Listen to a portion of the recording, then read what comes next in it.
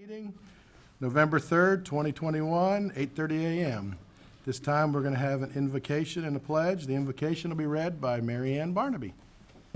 Please stand. Please join me. O Spirit that watches over all of us as we gather here today as members of the City Council, we pray that we are ever mindful of the opportunities to render service to our fellow citizens and to our community. Help us keep in mind always the enduring values of life, exerting our efforts in these areas and on those things upon which future generations can build with confidence. Let us continue to strive to make a better world. And together the people say, Amen. Amen. Please join Ralph Garrison in the pledge.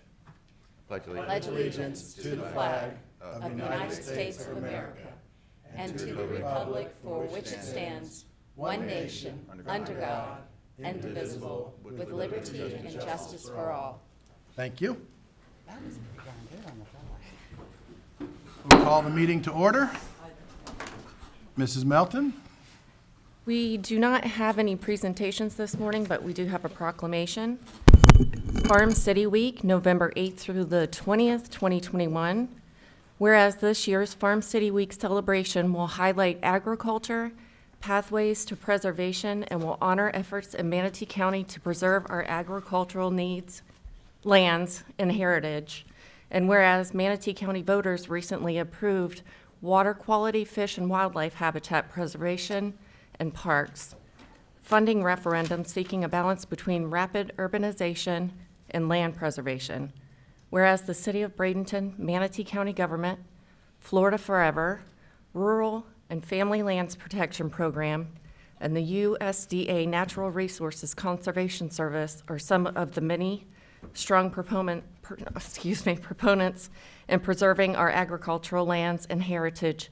And whereas over 60,000 acres in pasture land in Manatee County provide wildlife habitat, carbon sequestration, open space to replenish the aquifer, water storage, and preserve a diversity of ecosystems. And whereas the Manatee County Agricultural Museum's mission has for nearly 20 years been to preserve, share, and educate the community about agricultural heritage and to support local agriculture today and into the future. While the Florida Maritime Museum focuses on preserving Florida's fishing and maritime heritage, and Farm City Week provides an opportunity for the general public to recognize and to better understand efforts and achievements leading to pathways to preservation and agriculture. Now, therefore, be it resolved that I, Jean Brown, as mayor of the city of Bradenton, Florida, do hereby proclaim November 8th through the 20th, 2021 as Farm City Week, and urge all citizens to recognize the contributions of many individuals, entities, and partners regarding our local agriculture. Signed, Jean Brown, Mayor. Thank you. Mr. Garrison. Thank you for the reading of the proclamation. There you go, Mr. Garrison. Thank you. Appreciate it, Cameron. You're welcome. Well, howdy, partners. How's everyone doing today? Morning. Good morning. It's taking me longer and longer to get in town these days. It's not so much of the tourists and everything, is that farmland's getting chased farther and farther east, where pretty soon we'll be right at the border of Hardy and DeSoto County, it seems, with it. But Manatee County agriculture is doing quite well this year. We've got crops planted in the fields and all, and we're looking for a robust season. There's a huge demand. Unfortunately, it's like everything else. Commodity prices are going up. The price of farming's going up, and it's just going to be a reality till we can go ahead and get this supply and demand situation figured out and all. But Manatee County produces an awful lot, if you heard in the proclamation. This is the 64th season that we've celebrated Farm City Week in Manatee County. Farm City Week raises awareness between the urban and rural communities, between city folk and rural folk. And I was wondering, when I say city folk and rural folk, is there any agricultural lands within the city of Bradenton that the property appraiser has zoned agriculture? I don't think there is. There used to be, but I don't think there is anymore. Our family back in the 22s started a nursery at the end of 11th Avenue and 22nd Street, and that was way outside of the city at the time. So it can show you the importance, is the reason I'm bringing that up. It's why we have a Farm City Week. We want to bring awareness to the urban folk of what goes on in the county, and we do hopefully a pretty good job every year of it. Agriculture is more than a tradition. It firmly cements the base of Manatee County's economy. It is vital to our well-being, our unique climate, our soils that we have in Manatee County, and the plentiful amount of water in the aquifer have provided generations of Manatee County citizens with food, employment, and a love of the land. Farm City Week's goal is to educate the citizens of the importance of agriculture as a dynamic part of Manatee County's bright future. This Farm City Week, as we gather with family and friends to count our blessings, let's give thanks to the bounty we enjoy, not just this celebration. I know I'm a little ahead of time, but we are past Halloween and we're past an election, so this usually comes closer to Thanksgiving, but it's coming on the 2nd of, who's we, 2nd or 3rd today? 2nd of November. 3rd, is it? The safe, plentiful food that is available to us, its products used to produce clothing, housing, medicines, fuel, and other products we use on a daily basis didn't just appear in a store. Milk didn't just appear in Publix. They got there thanks to a tremendous partnership by city folk and urban farmers and ranchers, by professors, by brokers, by truckers, by shippers, by advertisers, wholesalers, and retailers. So this year, as we celebrate Farm City Week, let us remember those vital city farm partnerships that we try to create. They've done so much to improve the quality of our lives here in Manatee County. Rural and urban communities working together have made the most of our rich agricultural resources and have made significant contribution to the health and well-being, to the strength of Manatee County. For this, we do give thanks. A couple of highlights this year. We have a theme called Pathways to Preservation, Agriculture, Pathways to Preservation. That really takes effect in the eastern quarter of Manatee County, where we developed a program with the state of Florida that lands can be put in perpetuity by the landowner and preserved forever, and that's a vital part. If not, we're just going to tear down all the trees, and it goes all over the state of Florida. We are granted this land in eastern Manatee County that will stay preserved for the rest of its time there. The farmer, the rancher, the grower, the owner, they're in charge of maintaining the land, but the state comes in and gives them some money for it to purchase it from them and all. So it keeps them away from any development out east, and it's an important part of our state. If not, we're just going to be one big urbanization. So we're looking at pathways to preservation of land in this instance and all with it. Manatee County's biggest crop, I'm going to throw some stuff out to you all like I did at Kiwanis. I'm trying to wait for Peggy Haney to come. She has some gifts for you all. But our biggest crop is, anyone know? Tomatoes. Used to be, not anymore. That's a good one. Cucumbers. Cucumbers. We have a cucumber grower that's probably one of the largest in the state, and it's for pickling cucumbers with it and all. So yeah, it surpassed tomatoes actually as being the biggest crop and all. $7 million plus in vegetables here in Manatee County. A total aggregate, when I mentioned the processors, the brokers, who would have thought, clothing, it comes from agriculture. Medicines are derived from agriculture. With it, the whole thing, we're up to $3.3 billion. So it's the second biggest economic engine in Manatee County at this time with it. So let me ask you this question here. We're talking about turkeys. Thanksgiving's always a good time for turkey. Anyone have an idea what the biggest turkey ever weighed on record? Anyone want to guess what the biggest turkey weighed? What do you think, 200? Oh, God. I hope not. What oven cooked that? 86 pounds. I don't think it fit in many of our ovens here, an 86-pound turkey. Oh, with it. How many pounds of turkey is consumed at Thanksgiving? That's another one. I ask the children that, and they say, a lot. Some say not enough. With it. Over 700 million turkeys are consumed. That's a lot of turkey there with it. And this is a unique one. This is a real trick question. How fast can a turkey fly? Or let me put it this way, or dodge its pardon. If a turkey wants to dodge it. You've been to Kiwanis meetings. According to WKRP, turkeys can't fly. Oh, no. That's a good one there. Oh, They're your out of cohort Cincinnati. is right. They can fly at 55 miles per hour if they want to get away from the pardon. That's amazing that they can fly that much.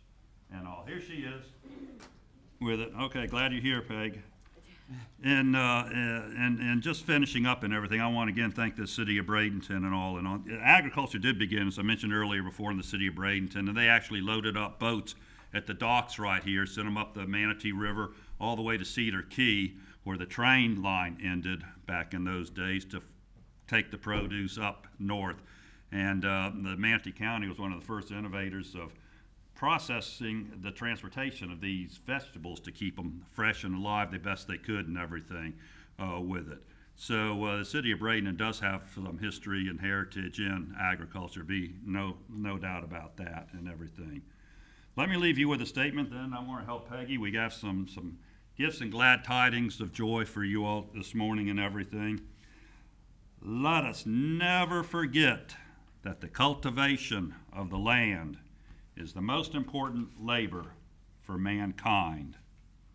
There is one lesson to be learned which is unmistakable, that the national strength of a country lies very near the soil. I think a lot of truth is said to that. We feed an awful lot of people in the United States, and in particularly, we've been blessed by the Lord to have such good soils in all of Manatee County.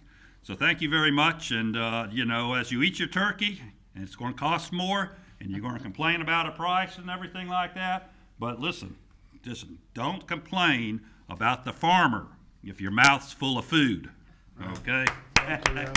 What I'm going to ask is if the council could all go down in front and get with Ralph, we're going to get a picture. All right. Dave, you want to come up? You can give him the picture here, I'll help him with these too.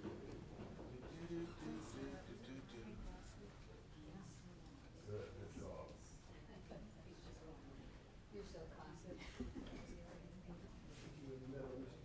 Oh, my, really? You put the thorn between the roses there. Huh? No, it's coming up in a couple of weeks. All right. Farm City Week. Yeah. Thank you. Gotta eat. Like Checkers commercial says, you gotta eat.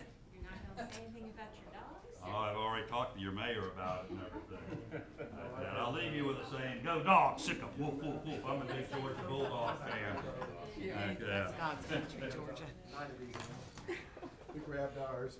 Oh, Mr. Mayor, can I make a comment? Sure. Mr. Garrison, I just wanted to say something. As a Realtor, sometimes I'm on the front lines meeting all the new people coming here, and they want that elevator speech about the difference between the different communities of Bradenton, Sarasota, and on down the road. And I always tell them that we are an agrarian community, and it's the farmers that is the true foundation for this community. And I think that's why we are the friendly city. So thank you for building that foundation for all of us, because those roots are deep. I appreciate what you're saying and Thank everything you. like that. You know, another saying, there's no unity in a community that doesn't know its heritage. And in Manatee County, our heritage has been agriculture. We're Absolutely. breaking out now, and some years, a few years back and everything, maybe 10, tourism fell way off and everything. It's either, it wasn't the red tide, but it's something that caused it, maybe the oil spill, and and agriculture actually generated more tax money than tourism did at the time. But since then, it's been crazy, hasn't it? You know that. Yeah. With it. But we still love you. Enjoy these. Thank you. Ooh. Oh, thank you. Ooh. How you been? No, it's just all red stuff today. No cucumbers to the bottom.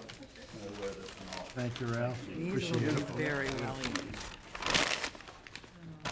Thank you so much. Well, how you been? Good, thank you, sir. All right. Yeah, same here, first time and everything, isn't it? Like that. You're in good Mr. condition Mayor. there. Yes, ma'am. I remember a time many years ago when Mr. Garrison came and they brought all of these tomatoes and stuff and they put them right down in front. Made a beautiful tableau of it. But I kept thinking, if this meeting turns sideways, those people are going to come down there and grab those tomatoes and start throwing them at us. They're not rotten yet. Well, Thank you. Thank you. Thank you. Bradenton, appreciate it very much. Keep up the great work. Thank you.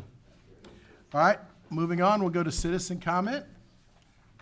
There's no cards. Anybody in the audience? Citizen comment at this time? Hearing none, we'll move forward. We've got consent agenda. Chair will entertain a motion. Move to approve the consent agenda, A through J. All right, there's a motion. Is there a second? All right, we have a motion, a second. Any further discussion? Hearing none, we'll start the vote in Ward 5. Yes. 1, Yes. 2, Yes. 3. Yes. Thank you. Motion carries 4-0. Moving on, I guess we're up to Mr. Rudisell. Thank you, Mayor. This is the second reading and public hearing for the temporary extension of the temporary moratorium on micromobility devices. There is an ordinance that is in process and will be coming forward shortly, so we do not expect this extension to go for the full 6 months. Okay. So, any other discussion or just open up the public hearing? She needs, we need to Read have it her in, read it. okay? Yep. And I want to apologize about the link in the middle of the title of this. It came out in the revised agenda. I apologize for that. An ordinance of the City of Bradenton, Florida, extending the temporary moratorium on the offering for hire of motorized scooters or micro-mobility devices, or issuance of any authorizations, permits, or franchises pertaining to micro-mobility, adopted pursuant to Ordinance 3055, and extended pursuant to Ordinance 3062, Ordinance 3074, and Ordinance 3077, and providing that said moratorium shall remain in effect until May 14, 2022, or shall terminate on the effective date of the city's adoption of an ordinance to regulate motorized scooters or micro-mobility devices. All right, thank you. No discussion from Mr. Perry? Mayor, Council, just for purposes of where we're at a little bit, Council may remember that last time the moratorium, I think it was first reading, was put in place, we had looked at some of the suggestions by the consultant as well as the team that was put in place intercity, led by, I believe it was Lieutenant Waller, to put something together. Mr. Rudisell and I actually got together after that, tried to incorporate some of the comments of council regarding that elbow-type shaped corridor, and really trying to look at how we could geographically designate the appropriate area based on the contract opposed to within the ordinance. And I thought that was really good work by Mr. Rudisell to focus on that. So as it relates to defining that permissible area, I think we'll be able to do that within the contract. And as Mr. Rudisell spoke, we'll probably be able to get this to council relatively quick for approval once it is finalized. So we're kind of working out the final details. Scott and I got together a couple weeks ago and kind of approached it from that perspective. Good, thank you. Because obviously we have spring training coming, and it would be nice to really get a feel how it would be during that to promote business. Yes, sir. Because that's going to promote business and activity downtown and in the core. So thank you. All right, at this time, we'll open up the public hearing. Anyone wishing to speak? Anyone wishing to speak? Anyone wishing to speak? Hearing none, we'll close the public hearing. Chair will entertain a motion. Move to approve ordinance 3089, extending the temporary moratorium for the hire of motorized scooters and the micromobility devices. All right. Second, Ms. Coachman. All right, any further discussion? Hearing none, we'll start the vote in Ward 1, Yes. 2, Yes. 3, Yes. 5. Yes. Thank you. Motion approved 4-0. Mrs. Melton? Or is This this is- Mr. Rudisell also? You want to say anything and then read it? This is the first reading for Ordinance 3090, an ordinance of the City of Bradenton, Florida, updating references to city clerk and treasurer in accordance with the city's organizational chart revisions, clarifying the authority, responsibilities, and duties of the city clerk, city administrator, and mayor, providing for codification, providing for severability, and providing for an effective date. Mr. Rudisell? Mr. Mayor, this is the first reading of an ordinance 3090, so no action is required of the council today. By way of background, the council recently adopted a new organizational chart. There were a number of references in the code to things like city clerk and treasurer, which no longer exists. So this is really a cleanup to kind of clarify, based on the new organizational chart, who's responsible for what under the code. So. All right, Mr. Roth? Yeah, question, Mr. Russell. So, and it comes under the mayor's duties, where we're basically going to, the city administrator is going to take over, from what I understand here, of the, it's the public, personnel director, which according to the charter, is this wandering on a tightrope into the charter territory? I mean, I don't have any problem with that. I'm just. Right. This is fine with me, but I'm just wondering, are we on a line? Mr. Mayor and Mr. Udisell, I've researched this after Scott responds. I can probably add a little bit to it. Right, and I understand the concern, because the charter talks about appointments by the mayor, but ultimately, I don't see this as being any different than, when you have department heads that are making hires of personnel under them, and I think that's kind of the thinking, is that this person's going to be under the administrator, and that he would make the hire. I agree, because I know that as we talked in the charter discussion, there's very few, there's few positions where this is definitely the mayor, the duties of the mayor, and one of them was, we don't even have a personnel director, we don't have a city administrator, but, it did say personnel director, which is, we would call that our HR director. So the argument could be made, well, we don't have a personnel director, but by theory, I think we're talking about the same title. But I'm just wondering, I mean, if there's a legality, because this can always be changed by ordinance. Right, I don't have a concern in terms of the charter provisions. Mr. Mayor, Councilor Roth, I specifically looked at the concern that you had as far as the express language which was in the charter, and the mayor's authority, and how this particular amendment to the ordinance would affect that. And what I was able to garner was that it is not expressly designated in the charter, the personnel director, the HR component, or like. Of course, the police function is, that's a separate matter. And this really is a revision that was revised in ordinance in 1971, which allowed the mayor, along with the personnel board, basically, to appoint a personnel director who would be subject to confirmation. And I don't really know why historically that was done back in 1971, but it was. In talking with some folks, as far as the city was a lot smaller back then. I'd imagine it probably was a one-person shop, the personnel director, and that function typically is an administrative function that I think we'd all agree. And I spoke with the mayor, and as it relates to Section 2-165, that's part of the code, and hence the ordinance to revise it. I thought it was best basically being designated to be an administrative function for the city administrator. Hence, what we were trying to do was address that one particular component, but the broader part of this particular first reading of ordinance is to really take that component where it was designated within various other types of provisions of the code or ordinance as the treasurer's responsibility, because we don't have a treasurer anymore. And the treasurer is not mentioned in the charter. The city clerk is mentioned in the charter. And to move those functions, again, to the city administrator. And the way to do that is just to say, every place it says treasurer, insert city administrator, basically. There's one last component to it, which is the city clerk provision, to specify the designation of those clerk duties to the city clerk as well. And you'll see that as throughout the bill. The first part of it, basically, Section 2, amends that personnel director, which is the executive function with the mayor, so to speak. The second part of it, as it relates to Sections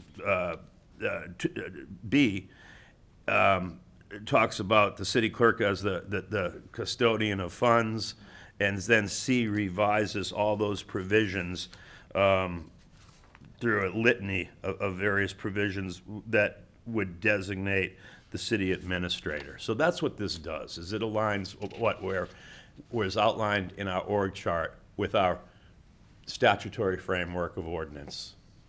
And once again, I think the theory behind all, I agree with everything that we're doing here. So, but having had spent time talking about the charter, you know, and examining it, so you weren't here, Mr. Perry, but we knew that our previous charter was mostly ordinances that have been adopted to change the charter. So we had a charter that was mostly ordinances. So is this superseding all those ordinances? Or, because I thought that the ordinance had to be specifically a charter change ordinance, not just an org chart. So, I mean, that's what I'm wondering, is this, because you're right about the city clerk being in there, you know, the city secretary, which, you know, I think we used to assume it was like the Secretary of State secretary, but that's in there.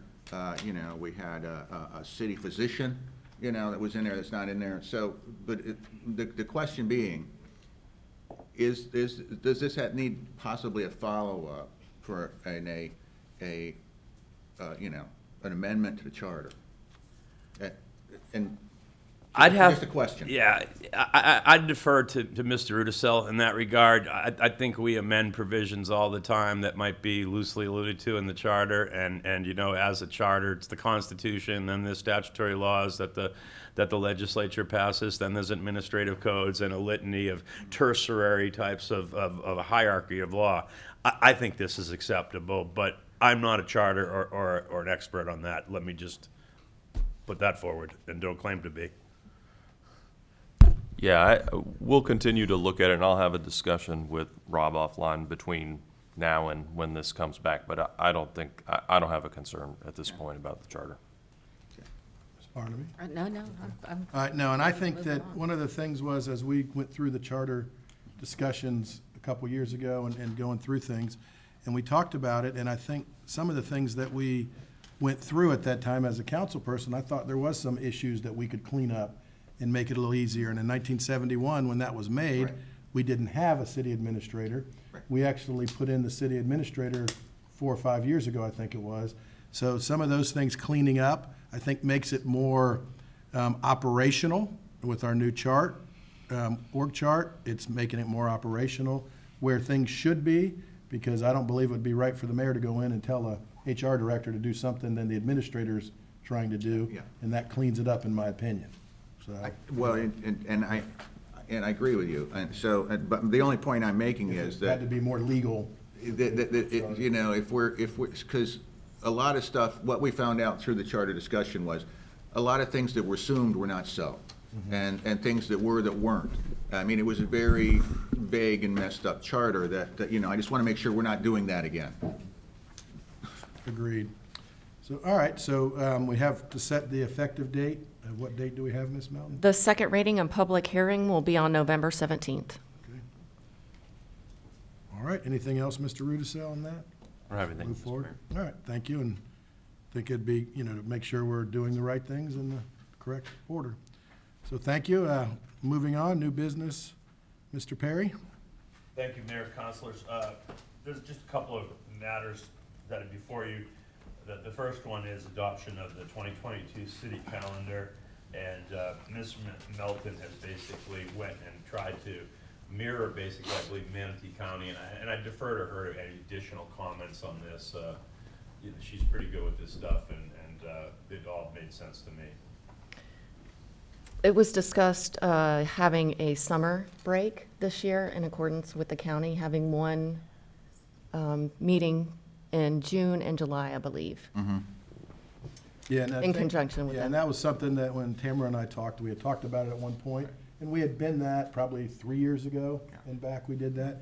And if something comes up, and it won't mostly be through the council information, but more planning, if there's things that go on. But if we need to call a special meeting at some point, we can work that out in between. But this gives opportunity for staff as well as others to maybe take a little bit of a break without having to worry about missing a meeting. So I thought it was important that we work through that in that way. So yes, Mr. Roth.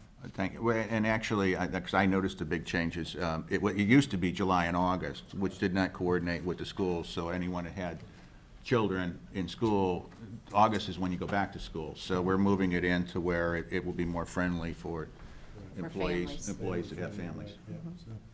All right, any other questions, or I guess we'll entertain a motion to approve the calendar for next year? Mr. Mayor, Yes, ma'am.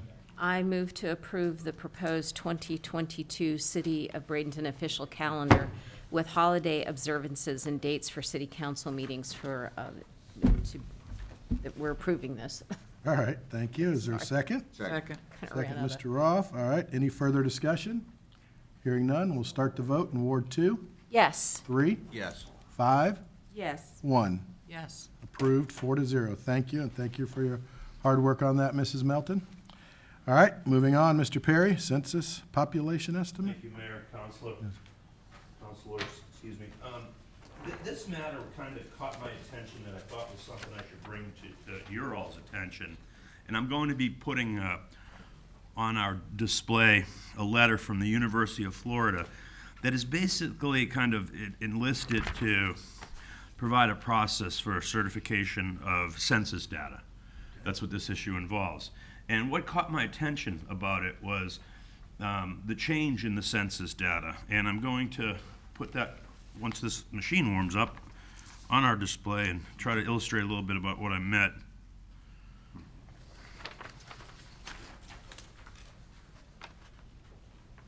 I'm coming. There you go. Is it good? Yes. Okay.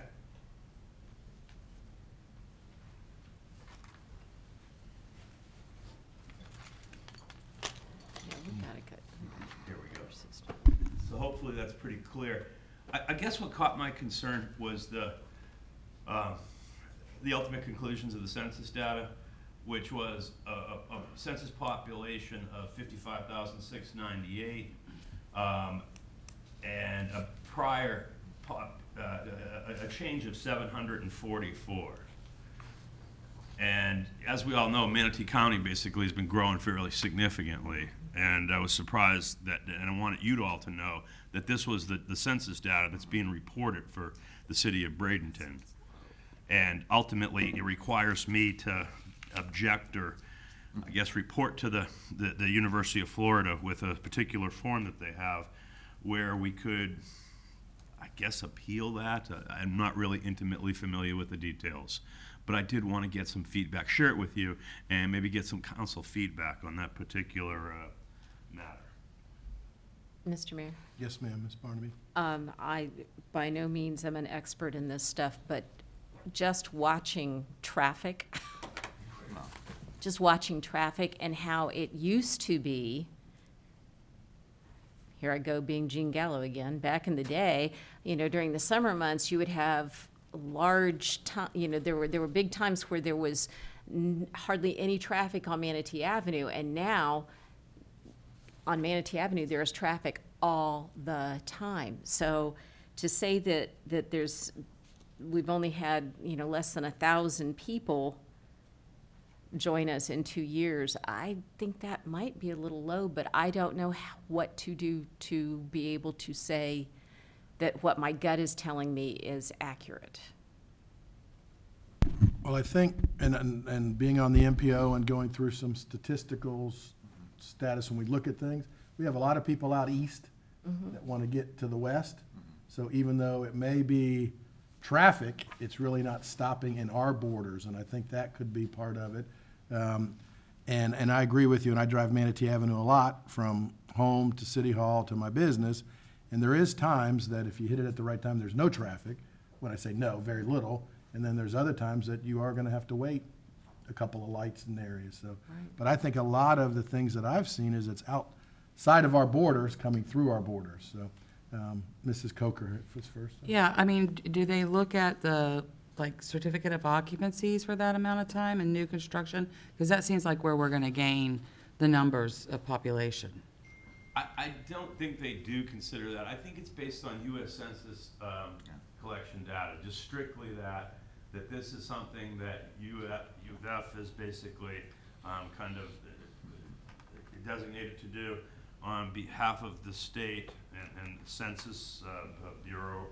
And it basically, this form says, you can object to this number, and I would imagine that if you do object, you'd have to show things like this to support your argument, that the census isn't an accurate reflection of population growth or decrease. Does Ms. Singer have any? And that's a great question. I would say, because we have a lot, in Ward 4, you have a lot of new construction that's come on. So I would say, and this number just instinctively seems a little low to me. And especially with the advent of the multifamily, complexes in the city. And so it makes one wonder whether they counted everybody. And- Well, I think they're extrapolating from probably a small sample or something. Yeah, usually it's electrical starts. So they start with the census, and then for the next 10 years, they do an estimate based on what they're seeing in electrical starts. A lot of times in Florida communities, because of the amount of seasonal population, keeping in mind that this count is year-round residents. That's what the census is based on, and so that's what they build off of. So sometimes they overestimate, in fact, because a lot of the people inhabiting some of the new units are seasonal and not permanent population. I would say that's historically how it's been, but Yeah. that has changed. I know. I wouldn't disagree with you, but I'm just Yeah. saying, it's been an adjustment that usually is made at the time of the census. But I can go back and look at how our census numbers are comparative, and we can talk to Bieber about where they got their, how they're calculating their numbers at this point. But it was electrical and some other things. And usually with adjustments, you would show that you had an annexation or you had some other thing occurring in the last year that would make for that adjustment. So if we're going to challenge that, we need to show on what basis we're And I challenging. wouldn't want to challenge it if it's just negligible, but Yeah. just instinctively, that seems a little low to me. Well, two questions that I would have would be, obviously, what do we have to prove either way? And then what's the benefit either way? Yeah. You know, is there a benefit to it that if we have 10,000 more people, you know, we're gonna get something out of it, so. I think, no, thanks, Robin, those are really good comments. I think the benefits are almost immeasurable to the extent of your population is the predicate for all kinds of things. ARPA money, if you're over 50,000 people, you're a designated individual, and I'd imagine through federal legislation as well as state, population is a predicate for a lot of determinations that could deal with eligibility, funding, a whole host of things. So I think it would be hard for me to inventory, you know, the significance, but I know it's significant, that I'm pretty sure of. Yeah, and that's why I brought it to your attention. So Mr. Roth and then Mrs. Coachman. Well, for starters, so we all remember, this was the COVID census. So, and there was much controversy about the census. People and how- opening their doors and to how, strangers. and how it was being done, and there was even people criticizing that there was an attempt to have an inaccurate census. I mean, just being, you know, that was out there. So that's just the start of the conversation. I could tell you that the number 744, that's about average of what we normally go up in the course of a year. However, as Ms. Coker said, that we've had a whole lot of apartment buildings coming up, big units that normally have not, in the city's history, we have not had that kind of infrastructure change. So that makes me question, and then also, these are not studio apartments. These are family apartments that are gonna have not just one or two or a couple, they're gonna probably have, you know, 3 or 4 or 5, and you know, so the average might be 3.5 people per unit as opposed to one. And then there are less snowbirds, I could tell you that right now. That there's more people are moving down here permanently than seasonally and transitionally. And what gain, I know that the reason why you fight for census so much is there's a federal allotment of dollars that comes in over that. So, I mean, I don't know how, so we have to decide by November 12th as to whether we object to this and then come up with proof, or do we have time to? Let me explain that a little bit. That's a great question, Mayor, if I may, Councilor Roth. So carefully reading the letter from the University of Florida, which I have here, I'll save you kind of putting it on the highlighter here, but really what it says is that these 2021 estimates are based on the April 2020 census counts. Which was the height of this. Which was the height COVID-19. that you've pointed out, yep. Bieber has estimated population change between the census counts and April 1st, 2021. So they're saying that this number is the difference between the original census count that came in on the 10-year census and 2021. Any challenges to the census counts must be filed with the U.S. Census Bureau through either the Census Count Question Resolution Program, and they have a federal program for this, right, and beginning in January 2022, or through a special census beginning in 2023. And so that's basically what they're kind of trying to tell you to do if you disagree with this information. So what you would do is basically, under the form, say I've reviewed the preliminary population estimates, do not consider the estimated population change since 2020 to be reasonably accurate, and basically at that point I believe a more accurate estimate of population is, and we put in what it is, perhaps with additional supplemental supporting documentation. I don't know what happens with it after that as it relates to, but again, this is for basically Florida revenue sharing. And remember, revenue sharing is part of that revenue report that I gave you when I did the budget, as far as what we share with the state. And somehow they factor it into a formula, and that's that. Yeah. So when you talk about what difference does it make, Councilwoman? Thank you. I'm hesitant to challenge this because, you know, as we sit here on council, one of the beautiful things is that we all sit in different seats and see things differently. And that's beautiful, you know, and I'm agreeing with what I'm hearing, that it could be low, or maybe it's, you know, or maybe it's more accurate, but just looking at the schools, and I have to keep in mind that, you know, a lot of our schools are in the county and not necessarily in the city, but I have seen in my particular school a significant drop. But at the same time now, there seems to be a pickup. And I guess what I want to say is, I mean, how accurate are our census anyway, I hate to say, because a lot of times people don't report, and COVID did have an impact. But I do still feel like this number is not quite close to as accurate as it could be, but just my opinion. Mr. Perry, but it's saying the 744 increase was from April of 2020 till April of 2021, not the 10-year period. That's correct. So it's saying it's only a one-year increase. And if you actually look at it, 744 out of a population of, just use a round number, 55,000, it's about a 2% increase, which isn't a bad increase in 1 year. Yeah. If you extrapolate that over a 10-year period, that's a 20% increase.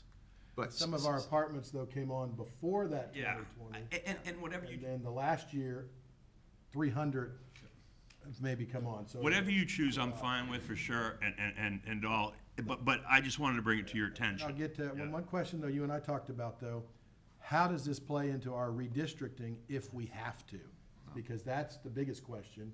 If there's something that needed to be done to redistrict, and Mr. Perry and I talked about that, do we have to do anything? So we don't know. But I think Ms. Barnaby and then Mr. Roth. Okay. I'm sorry. No, that's all right. Ms. Barnaby? Well, sitting here talking about this and remembering back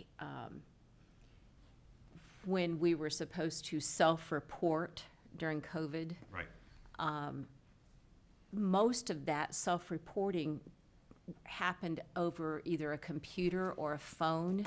And we know that we have populations in the city that struggle with computers, phones, internet service, this sort of thing. And the libraries, which most people would have gone to report, were closed because of COVID. I think there were some significant issues with getting a correct count. Mr. Roth? Yeah, so, first things, so a few points Bryn brought up. What would basically the average revenue share be per person, so that we could basically say, well, what are we fighting for? Because it's money. I know what we're fighting for. It's money, and it's money that is due us if we feel it's due us. So if it's a few $100s, it's not worth it. If it's, you know, tens of thousands of dollars, well, yeah, I'd like our share of the money. So the school, and I'd say, and this was a flawed, you know, system because of COVID. I mean, everything changed because of COVID. We're getting that all the time. Is it accurate? I don't know. I mean, basically, these are pretty, you know, 744 in a year. Well, considering what we're watching and home values and all that stuff, might be low. You know, I don't remember values going up this fast, except for when everyone was flipping homes and you know, buying 3 and 4 homes apiece. But here we are again at elevated home values. The schooling, the numbers, I know from you know, my family member that's in it, a lot of people pulled out of school, homeschool, and they're not going back. I mean, COVID changed everything. And then also, as far as redistricting goes, I was here when the last redistricting took place, and we didn't really have to do that at that point in time. We did it. It was just someone brought it up as a conversation piece. There was reasons that were done. We're not, you know, I might not have agreed with the reasons it was done, but there was a change of growth out east. And basically what we did was calculated the move of redistricting to the east, basically not only what was now, but what's going to be in the future. So I don't think we get into the redistricting with these numbers. I mean, I think that when that was done the last time, it probably was done in anticipation of future changes. I doubt very much if we looked into that, we would find out that there's any need, not only now, but in the near future. So those being said, I'd say it's worth looking into. The first question that would be is, what is the avenue? What's the multiplier rate? The revenue share, and then we'd figure out whether it's worth contesting or not. Mayor, Councilor Roth, I can appreciate wanting to figure that out to make a value judgment about whether it's worth pursuing. I'll only point out that the form does require my response by, I believe it's November 15th. November 12th. I'm sorry, 12th, right, yeah. And so I might be able to get those answers fairly quickly. I don't think that they'll be particularly meaningful if we don't have another council meeting till the 17th, and, you know. But if we would question it, can we withdraw? I would think so on that. I mean, generally speaking, you can always withdraw without leave of court if you got decent reason. I mean, sometimes you can't, but I would ask, it's a technical question, yeah. I'd like to ask, is there a statutory requirement, though, if you get districts that have, isn't there, you can't have a difference of population in, you know, each ward, there's supposed to be an equal number of people in each ward. And since there's been so much growth east, I mean, I think isn't there a statutory requirement for redistricting? There is a requirement for kind of a rebalancing of voting districts once the census data comes in, and they're supposed to be roughly within 10%. 10%. But the city doesn't have voting districts, just has residency areas for the wards. So The city doesn't have to comply with those requirements, because that's really based on a voting power issue, which the city doesn't have. So that's why it's not something that the city has done over time. I think it's certainly appropriate to look at kind of the balance of the wards when you get that information, but it's not something that the city has to do. And Mr. Mayor, Mr. Ursul and I spoke about this, and we're in pretty close agreement. Right, and the reason I brought it up was because I didn't want anybody coming back and challenging us with elections coming up and that, and to make sure that we at least looked at it, talked about it, and didn't say that we were doing it for a political reason, one way or the other. But, and then, of course, Mr. Perry being new, we had to kind of do a little research, but it wasn't about changing anything. It was about making sure we were just continuing the process going down the road. Mr. Roth? Yeah, and on that conversation, because when the districts were redistricted last time, let's just say there might have been some political reasons involved in that. But I specifically asked the question as it was moving forward, because we moved it around a bit, and I think what we came up with was the proposal changes for the voting districts were not solid. They were gerrymandered. And what we came up with, Mr. Polk and I worked on, is a clear, definite, this makes sense, and it makes sense not only now, but for the future of where we did. But I asked the city attorney at the time, and I didn't, to be honest, I did not want this to happen, but it happened anyway. When I went along with it against my better judgment, I asked the city attorney at the time, do we have to do this? The answer was clearly no. It was not, but we did it anyway. Well, correct me if I'm wrong, because I don't know for sure, but my little looking at the numbers, you might have a ward that has twice the number of another one. No, no. Do we? I don't know the numbers, but one thing I can I tell think you we is need that to even look. if you had a ward that had twice the numbers, the concept, when you said by law, is a constitutional concept, and the concept is one person, one vote. I mean, it's really not more complicated than that. If you had it by geographical boundaries, the ward's defined, and that's how you were elected, there could be arguments about disproportionate representation based on geographical boundary, based on party affiliation, based on ethnicity, and a whole host of constitutionally affected components. But since we don't have that, where you all run citywide, That was what I was going to say. it really doesn't become an issue. We Yeah. answer to everybody. You're right, and it's kind of, it's one of the beauties of it, quite honestly, because I have been involved every 10 years out, where my former job would come up with redistricting and the lawsuits by all parties and everybody and everything else. Yep. And as our Mr. Harrison told us, we have to remember our history to know where we are, with farmers.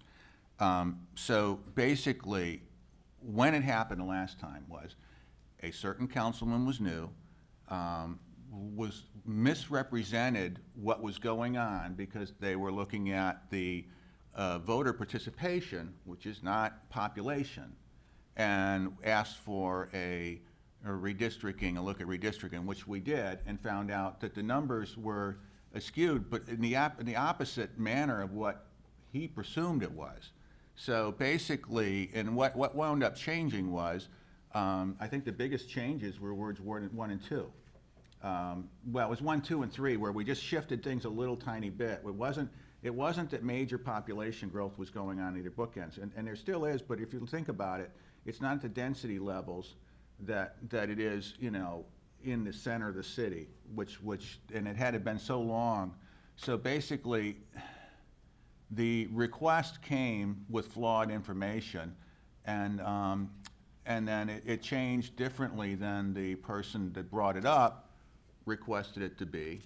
And in the end, there was but also looking at the numbers, they were pretty close. And knowing that, here we are looking at, so in a year's time, it changed by 744. You're gonna find out that that's, I could tell you that things weren't that far out of whack. We went through a big redistricting for not much gain. And I would guess that we'd do the same thing again, because if you stop and think about it, Okay, there's gains that have gone out west and out east, and there's also gains that have gone in the center. The density now is building up. So having gone through this once before, and the legal question was, do we have to do this? The answer was no. It didn't even come up at that point in time. We're all elected citywide, because the whole idea was basically election-related. But we're all elected citywide. So every Yes, one of but us. it affects who can sit in what chairs. That's the only thing I'm saying. Yeah. It doesn't And that- affect who we to be honest, represent. that's why it was changed. Well, I'm just talking about parity, that's all. Go ahead. Mr. Mayor, I think we've gotten a little far afield with this. It's a good discussion to have, but I think that our administrator is wanting to have some direction here. I do not have a problem with asking that we spend a little time on this to see. Again, I remember back when we went into the shutdown and everything happened, and our school district was taking school buses out to different parts of our area, putting school buses in place to act as Wi-Fi hubs, because we had so many people that didn't have the ability to have Wi-Fi. So if they couldn't self-report, and you had the government having a difficult time finding workers that were willing to go door to door, and then having people open their door in a pandemic to a stranger, it's quite possible that we are underreported. And I think that if Mr. Perry could look into it, I'm not saying I want this to be your number one priority until November the 12th, but if you have someone that could look into it and get back with you, if you feel that it's worthwhile, I would trust your judgment in this. And I appreciate that. I think that's probably, would be more than I could reasonably ask for, because time is of the essence. I have 10 days, and let me read you the final paragraph. You have the right to challenge the population change from the 2020 census to the 2021 estimate. If you believe that change is not reasonably accurate, you may do so by providing an alternate estimate along with your supporting data, information, and/or documentation, and this challenge must be received by November 12th. So to assemble that type of supporting document in the next 10 days is kind of a difficult thing. I will get with what we have for resources and attempt to do that, take a look at it, and be willing to report back to you on that. And I likely, if the team and many of you know of sources that you'd like included in there, I would offer you to include that one way or the other, what your thought on population would be, and any supporting documentation. And we'd basically put something in, and probably be fairly minor. I mean, they're saying 744. I don't know what number we would come up with, or what the increments would be, and just send it in and see what they say at Bieber and University of Florida, and handle it that way, because I think that's all we can really do right now. So you have direction just to start some I think I do. research, and Yep. if you come up with a huge difference, then,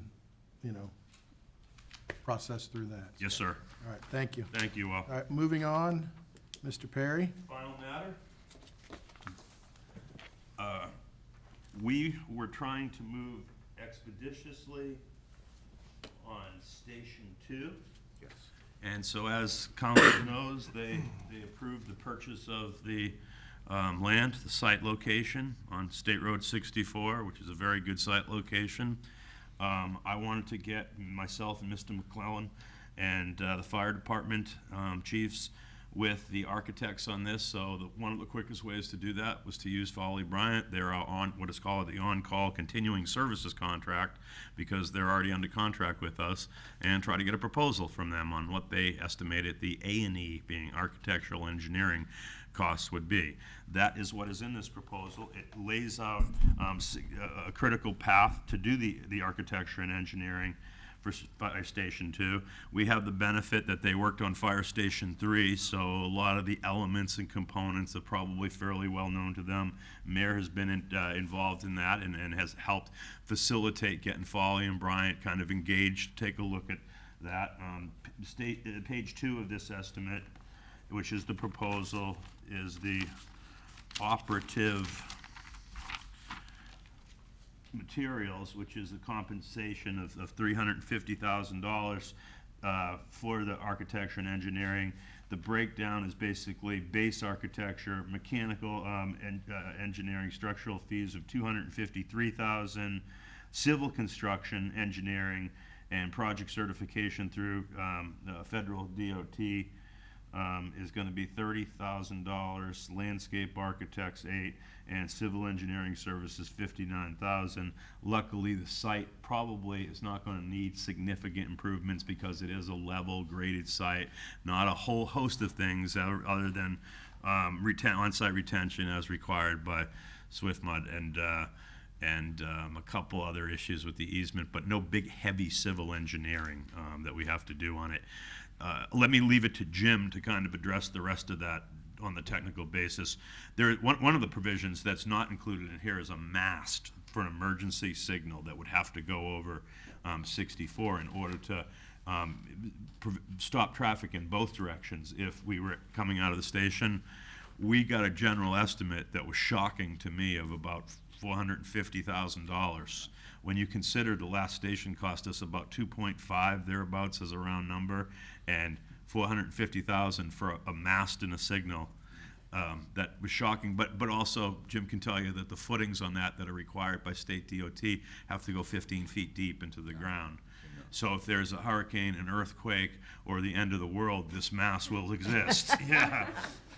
One thing though with that, the Take it from there, yeah. other station, we did have the light already in place. It's at an intersection, and then Station 2 now has an area that they, I'm sure, and the chief can explain maybe more too, goes to a light. So this is something that we have changed, so sometimes, again, I hate the government part of it, but I think it's ultimately an expense we're gonna have to figure out, so. Yes, sir. Yep, Jim? And as Jim comes up, the question I have is, it says here, the state of Florida DMS fee calculator, this fee should be 7.23%, which we're at about 10. So is that, explain the difference? Jim, do you want to take a shot at that? I tell you, everything's more expensive now. Well, but it's, I'm just, I mean, I look at it the same exact way, Mayor Councilor Roth, and I said, well, how come the A&E on the other station was a little bit less? And I thought about everything, and it's like, I guess everything's a little more expensive. Supply these chain, days. everything. I don't know what else I can attribute to, because I do agree with your estimates on approximate cost as relationship to maximum allowable construction, what's the A&E, the breakdown, that kind of thing. You're not off. Welcome, Jim. Morning. Good morning, Council. As Mr. Perry said, we had an estimate from a separate project related to the mast arm cost. I believe that part of what this is including that mast arm cost and the design of it in their numbers here. Because if you just do a quick calculation of the 7.23% versus the fee that's here, you're coming up with like $4.8 million is the cost of this overall project. What's missing from the proposal is what their estimate of the construction cost is. So our contract with them is a continuing services contract. We have a continuing services contract with a variety of other engineering firms and architects, but one of the things that we have is a contract with a transportation firm and a traffic firm that has DOT experience. We could pull the mast arm design and installation and construction completely out of this project if we so choose and handle it as a completely separate entity, because all that would be required is simply a connection between the controller for the mast arm light and the fire station for when an alarm goes off and the doors open and they're off. So that would be one way to mitigate this, but it's not necessarily reducing the overall cost. well, so, look, I want this project to happen. When Mr. Perry was hired, one of the first things I said is, let's get Station 2 done. That should have been done 10 years ago. So the fact that we're moving at this rapid rate is very pleasing to me. So I want to keep moving forward.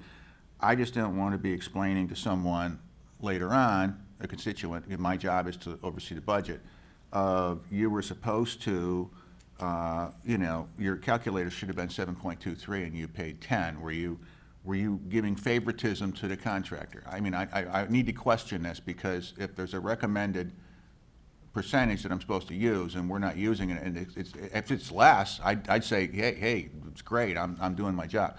If it's more, I just need it to be explained. So if we're assuming that it's based on the 4.3, let me ask you this. I mean, I'm voting for this today, so when it's, what's done is done. So if we approve 350,213, that's it, whether it's 7.3, 7.23, or 10%.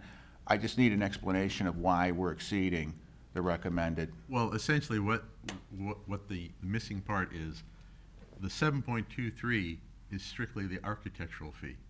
So if you did 7.3 of the 3.5, that comes out to the 253,000. And that's what I assumed it was gonna be. I just needed someone else to say it, so I'm covered. Yeah. So that's what that is. And so they're basically saying, their state guidelines that they go by say, hey, our architectural services are this, there's additional services for My civil job is to design and ask the things like questions that. and then decide. I assumed that we were knocking out the civil engineering, the landscape architecture, and the civil construction. And that the 253,213 fits into that would certainly fit into the 7.23%. If that's the case, then I can support this 100%. And that's what it is. Okay. Any other questions? Ms. Barnaby? I had a question regarding that the building is designed as an essential facility, upgraded windows and doors, but will not be hardened beyond the hurricane-related impacts required. One of the things I remember when we built the central station was we talked about, should we take a direct hit? And should we have, one of the problems that we remembered from previous disasters was that if we take care of the essential service family, then we have people that are more willing to stay on the job and provide the service for the community if we can make sure that their family is being taken care of. I'm just wondering, it says it's designed as an essential facility with upgraded windows and doors. Is there something that we're not doing? Because it says it beyond the impact required.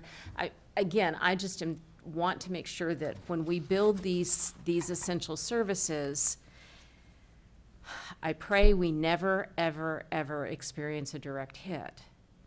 But we all remember what happened in some of these places where you had people, you had one shift on duty, you had the backup shift called in, and when people could not get a hold of their families or find out if their families were okay, they walked away.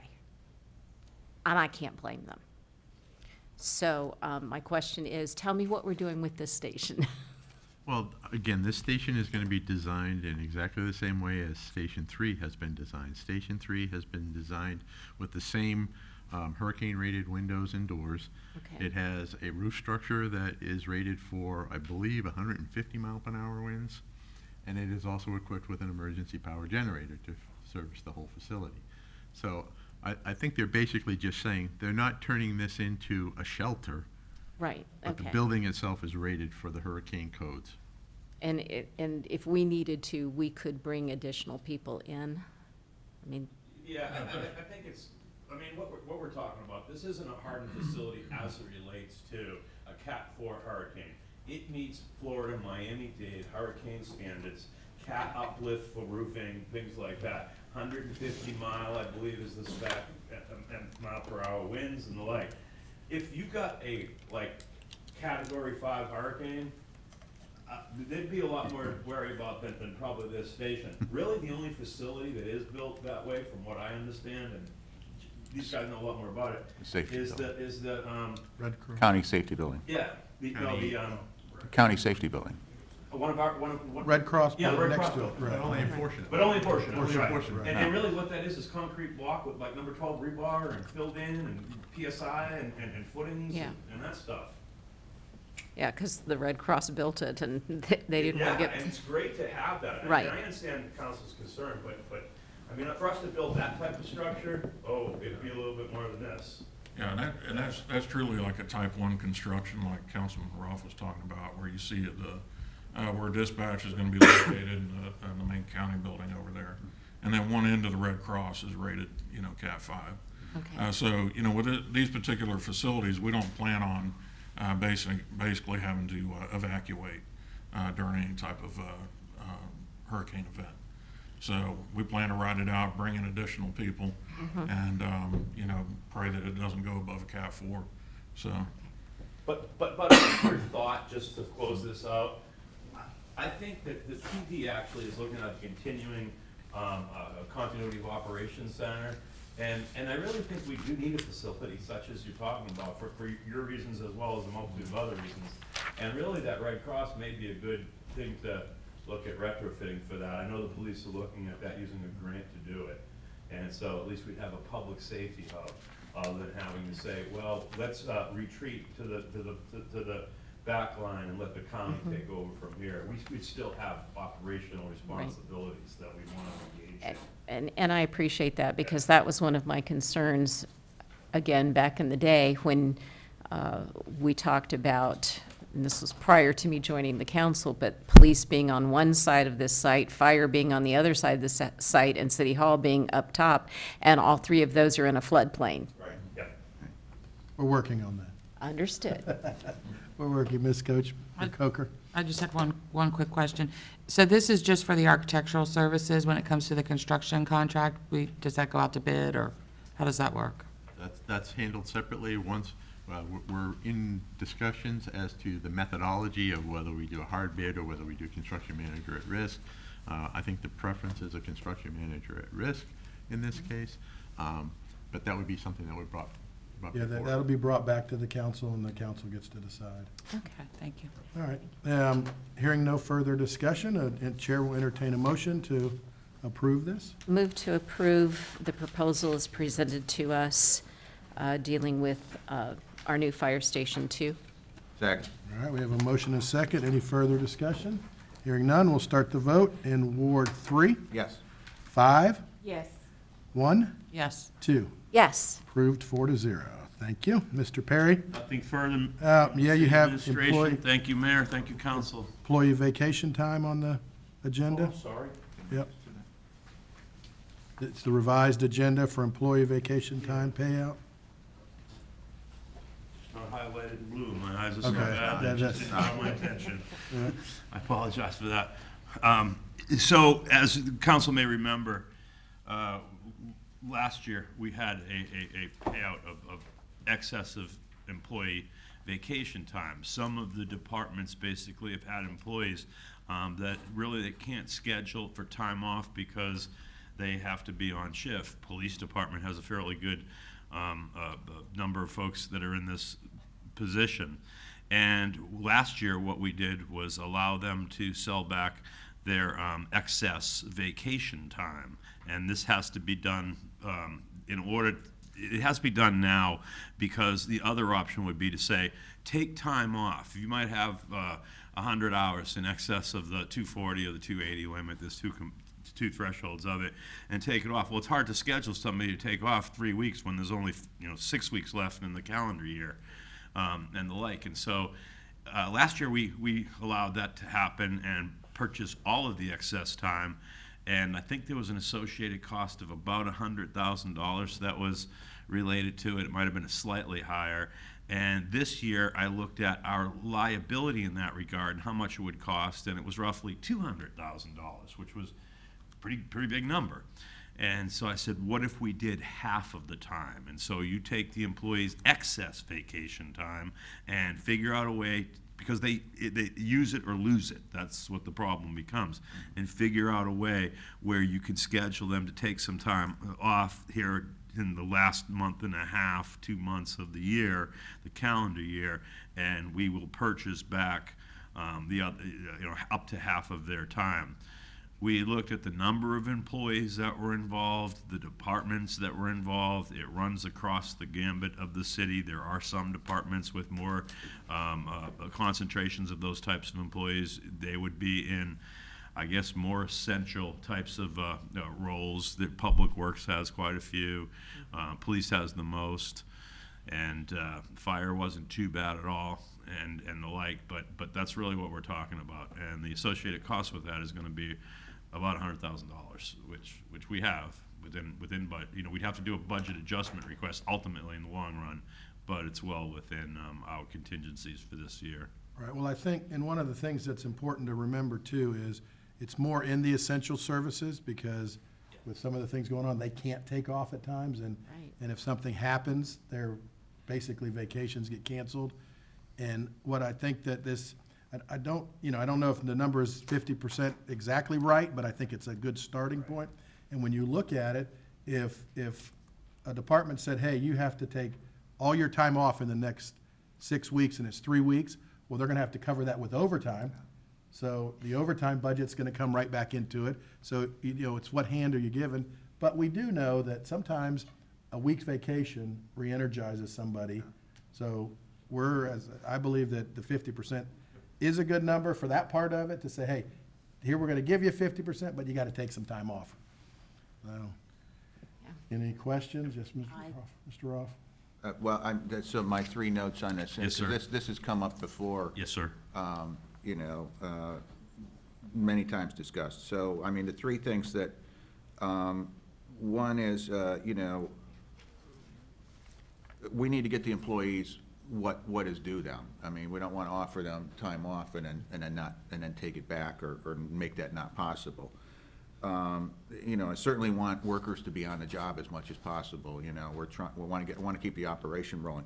But as Mr. Brown just said, there is something in a mental health break. You know, I mean, vacations are necessary to keep people from dragging themselves into an early grave. So I definitely, we need to do this right now. I want to get the employees what they're there. If they feel like they can't take off, then we need to get them the money that's due them. But moving forward, we probably need to tell our employees when there's more time on the clock that, you know, you guys really need to plan a family vacation. Right. We can live without you for a week, you know, take your family on a trip and come back happy. I think COVID, again, has played a bigger part in that at this time.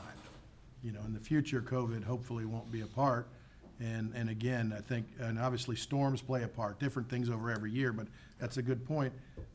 Because, you know, if you look at other countries that force 8 weeks of vacation, they're more productive when they are working, so. Arguably. Yeah. Mr. Mayor, do you need a We motion need a for motion this? to approve Mr. Perry's Yes, recommendation. yeah, we Yeah, request a motion. I would make a motion that we approve the request brought forward by our city administrator in order to facilitate getting this situation taken care of. How's that? Yes, the 50% plus encouraging, I'm sorry, I'm rambling, I apologize. The request of the city administrator with a 50% buyback and strongly encourage time off when available to take it. Of excess vacation time. Of excess, yes. Thank you. Second. Second, okay, we have a motion, a second. Any further discussion? Hearing none, start the vote. Ward 5, Yes. 1, Yes. 2, Yes. 3. Yes. Thank you very much. Thank you, Mr. Perry. That will do it, thank you. All right, Appreciate and it. Ms. Melton, is there any unfinished business? No, sir. All right, we'll go to council reports. Ward 5. Oh, thank you. Looking at time, I'm not going to talk for the 30 minutes I was planning to. Just excited about being a part of a groundbreaking yesterday for the Met. It was my first, of course, my first hard hat. Not my first time having a shovel and having to dig something, but but it was really exciting. A lot is happening since the last council meeting. Calls about recycle and yard waste have lessened. And I've even received one phone call, and I'm hoping everyone else, this gentleman called, to literally thank us for doing a good job. So that was, it was a rarity. I saved it. I'm going to listen to it every now and then, because it, you know, has been tough. There's a lot going on, but I like I said, I'm not gonna talk the 30 minutes I was planning, so Thank it's you. all good. All Ward right. 5 is alive. Appreciate it. Ms. Coker? Well, I wanted to kind of reiterate, it was exciting to see something starting on the Met, with the Met, and I look forward to the ribbon cutting for that. Yes. As far as, last week, I had the, honor of going to the Florida Redevelopment Agency, what do you call it? The conference. The conference, thank you. I had to cut my time there short, but there was a lot of great information there. And I think that we're doing some good things here, and I have a feeling we're gonna get more accolades. And I was really proud to see so many of my peers here there. I think it shows a good showing that we're all working in the right direction. And I wanted to also congratulate, Councilwoman Barnaby. They were recognized for their, efforts through the Florida State. And also, unfortunately, Councilman Sanders isn't here, but he graduated. So I just wanted to say thank you to everybody and to the city for allowing me to go to that. Also wanted to kind of give a shout out to Jeannie, for our new Facebook. I think it's gonna go a long way to keeping people, abreast of what's going on. I noticed some of the comments from other people, and she's keeping everybody up to date on scheduling for waste collection and all that. So I just wanted to give her a shout out. I know there's, she puts a lot of time into that. And I just had a question. I'm hoping we're going to get an update on the garage. I didn't know if that was coming or if I needed to ask for it now. That's fine. Sure. Thank you, Mayor. Thank you, Councilor Coker. We are in the process, basically, of trying to put together a contract for the brokerage services as well as the management services. The two components, what we talked about, and the Yeah. distinction and the elements of those. We didn't have a template because we've never done it before, quite honestly. And the good news is, Mr. McClellan and myself and Tammy and the committee have made a recommendation, but we don't have a contract to put forward yet. And we weren't able to get one put together by this meeting. I was hoping that we would. Mr. McClellan actually went out and got us some contracts that we can blend together, some with brokerage service, some with maintenance, property maintenance responsibilities, and so did Tammy. She went to Sarasota County, City of Sarasota and Manatee, and she actually got me some she got me some on Friday. She also got me some today, this morning, that came into my email. So the good news is that we hope to have that contract before you for the next council meeting and proceed accordingly. And I apologize for the delays. It has been, it's like, every time we take a step forward, it's about 30 days before we can, have to do things to take the next step and the like. And as you know, since you were on the selection committee, it has been somewhat of I don't know. I wasn't on that selection. Oh, I thought I'm sorry. Yeah, You I'm were. talking about the garage, Yep. the real estate. The realtor. The hiring someone to, Yeah, that's what I'm talking oh, about. okay. Yeah, the Okay. retail space in the bottom of the garage. Yeah, but I wasn't on that Oh, selection. I thought committee. you were. I Okay, no. apologize. Yep, yep. No, but it's hopefully. No, you weren't. obviously- I know which one I'm thinking that Okay. you were on. Yeah, and I apologize for that. So Yep. hopefully, we're gonna have something, obviously, for the next meeting, so then we can Yeah. decide as a council to move Okay. forward and then let them start renting. Aren't there standard contract, are you using Farbar, or is it different? because it's There's two government? pieces to it, and one is the brokerage piece, and one is the maintenance piece and property management piece. Mm-hmm. And we couldn't find anything. I mean, if you know anything the city does that they rent out, and people bring them clients, tenants, and otherwise they take on management responsibilities. I don't think there's anything out there that we had that did that. I actually checked with a couple realtors, and they said, we got both types, but we don't have them together. We've done a lot of $1 a year deals. Well, I would ask, is it maybe prudent to have them separate in case one's not working out? And I don't know, do we have to have them together? Wasn't RFP'd that way. Okay. I don't know. I'd Well, have there to you look go. at it. Yep. How long is the contract going for? Is it multiple years or year? I'll have to check into that. That'll depend. That has not yet to be determined. We could have it year to year to keep people on their toes. It typically is, right. but I don't. I'm Obviously, not- there would be a out clause if. Yeah, working. I mean, that's really the way. Typically, people that are going to engage in business, in order to recover their capitalization costs, because they have to hire staff or equipment, and this is a little different, don't get me wrong, but typically they say, I want a multi-year deal, because I got to capitalize that investment that we're making to take on this contract. But as Mayor pointed out, there's multiple provisions that can minimize that, which is typically government contracts can have termination for convenience and things like that, and renewability and the like. So we want to put a contract together that is favorable and answers those termination questions in the manner most favorable to the city. Sorry. A good question. because Typically, your compensation is tied to your production.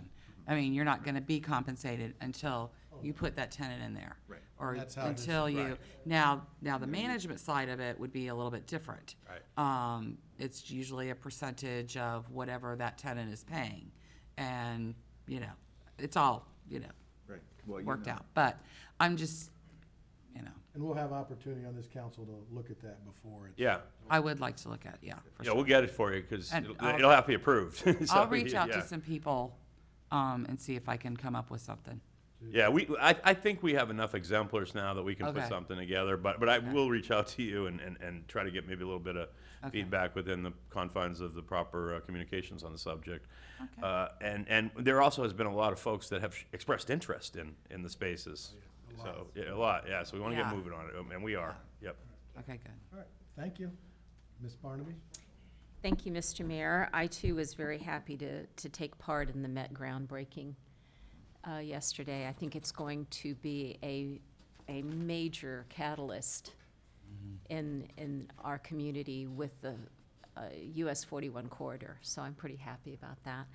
And I also was able to go down and participate with the Florida Redevelopment conference that was held. A lot of information, got a lot of stuff thrown at us pretty quickly. But I know that our staff was there as well, and I think that we're going to be able to continue to build on what we've started here, and that makes me happy. I also would like to, because before we have our next meeting, we will have Veterans Day, and I would like to thank all of the veterans out there for their service. I would also like to thank the families of veterans, because they just don't serve alone. And we would not be here today if it was not for our veterans. I do have two things that I wanted to bring up. Mr. McClellan, dealing with our project that we've got coming up on Riverview Boulevard, could you share some information with us and with the community about, I know we've got a water main project that's going in, and we're also hoping to get started sooner than later on our flooding and stormwater issue over there. So if you could speak to both of those, please, sir. Sure thing. As far as the waterline project, you awarded the contract as part of the consent agenda. The contractor is set to begin construction next week. So they'll be mobilizing to do that. So there'll be door hangers going out to the parties. The work is associated with, I think, 32nd to 28th Street, that section of Riverview. So that will be progressing, and the contractor is one that has done a lot of our waterline projects. We're very confident in their capabilities, and we'll work closely with them to communicate.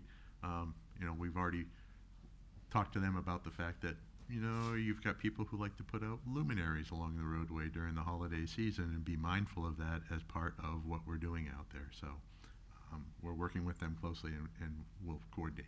But you believe that next week, that section of Riverview Boulevard is going to be closed? No.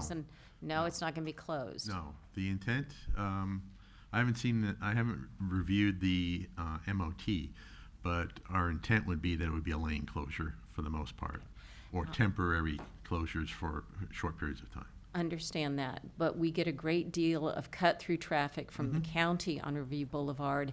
I think it's important, because we're not going to put door hangers all the way out into the county. I think it's important that we have some type of signage out there saying that the road project one lane or road closures expected, just because if people can, if they're coming that way and they're used to going down Riverview, it might be better for them to turn and go up 43rd Street and hit Manatee rather than trying to. The first things that will occur is the contractor will usually go out, lay out where the water line is going to go, and then they will mill the trench. So there'll be, a 6-foot wide segment of the pavement that will be milled. It'll be restored as milled surface until they come and start the excavation. So as far as any significant impact next week, I don't believe so, but we will certainly Keep talk to them everybody about putting informed, out please. messaging boards and such. Absolutely. And when we get this project done, we are going to be doing some restriping on Riverview, please. Yeah. Yes. Okay. And don't go anywhere, because my second, Well, to answer your other question, that was related to the drainage project. correct. The drainage project is one that is in our capital budget for this year, so we're not waiting on a grant, we're not waiting on anything else for that. So we're in the collection of survey information right now, so that we can develop the plan to give to the contractor, but we would expect that work would not start until after the water line project is completed. Okay. With regards to our recycle and solid waste, yard waste pickup, I continue to get information or requests from people saying, our recycles are picked up every other week now. Our yard waste is picked up every other week. We think that we're paying more for the service that we used to get. We're paying more now. Can you address that? As far as, when I look at it, it seems to me that we're still picking up the same amount of things, we're just not doing it on the same schedule. And we probably are experiencing the same tipping fees Yes. by taking things out there, so Well, effectively, as I had indicated in one of the email messages that I provided for you to use as well, we have a staff of 50, or a budgeted staff of 50. We have 12 open spaces right now. So we're having to make do with 38 people when we really need 50. As a result, we made the change to the off-week yard waste and recycle in order to make sure that we could put the right number of people out on a week and also provide some level of uniformity to how the material is picked up, rather than somebody putting it out and it sits out there for 3 weeks and nobody gets to it. The problem is that we're having to make up for the 12 open spaces with overtime for the existing 38 people. And so it's logical for anybody to make that request. Why wouldn't I expect that?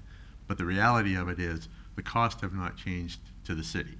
The solid waste department operates as an enterprise fund. That means all of its funds come from the user fees, not taxes, that people pay associated with the services that are provided.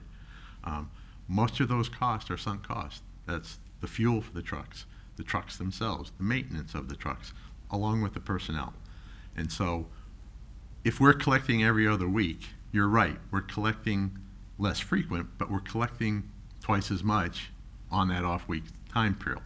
That means the trucks fill up twice as fast when we're out there collecting, meaning more trips to the landfill for that period of time when we're collecting it.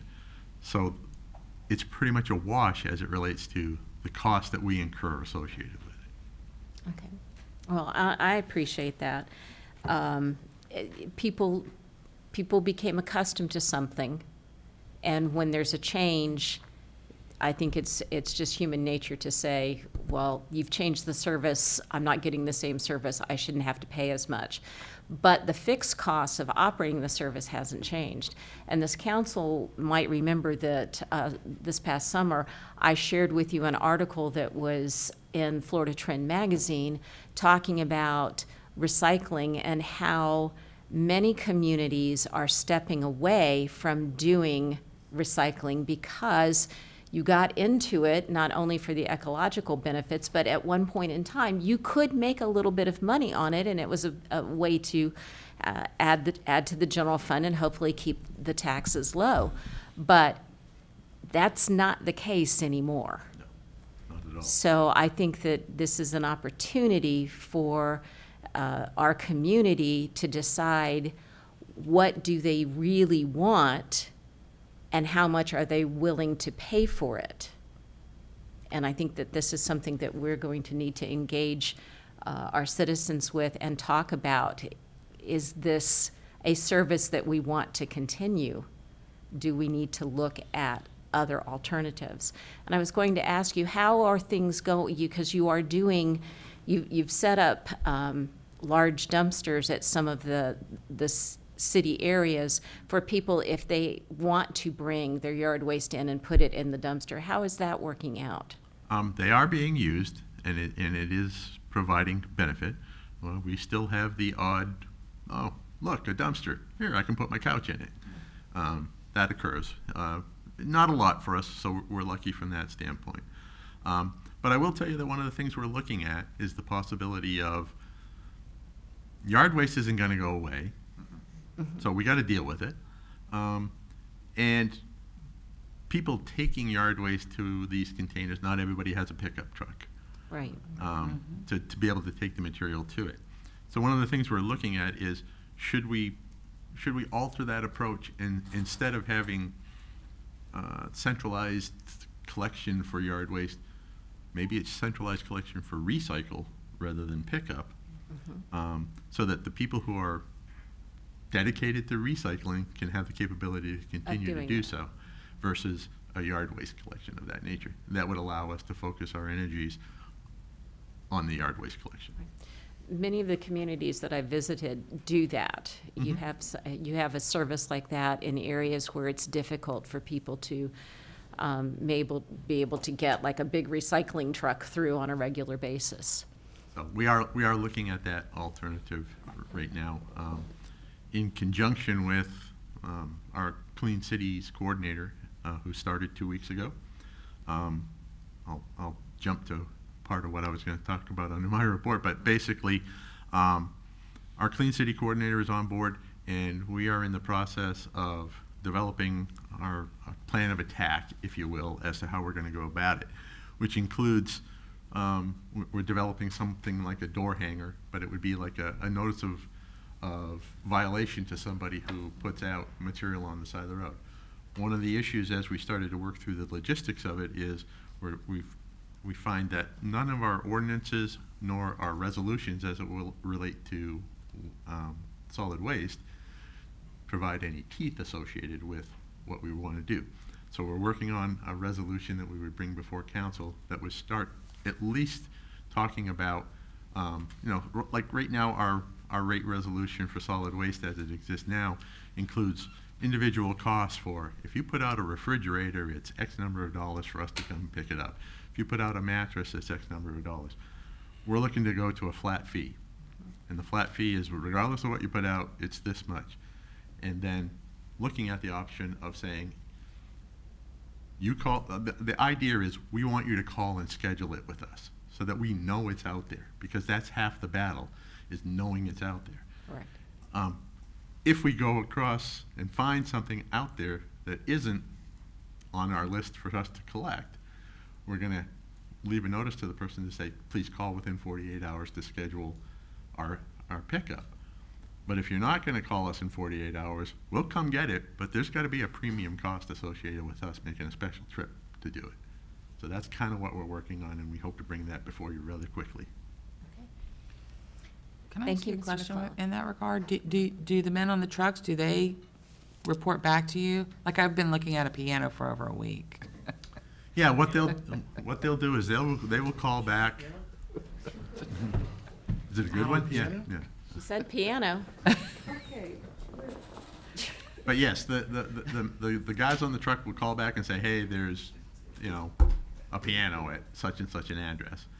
And we will put it on the list. But right now, we're looking at saying, shouldn't they be calling to schedule it for us? Because again, they put it out, we don't know it's there, we drive by, we find it, it goes on the list.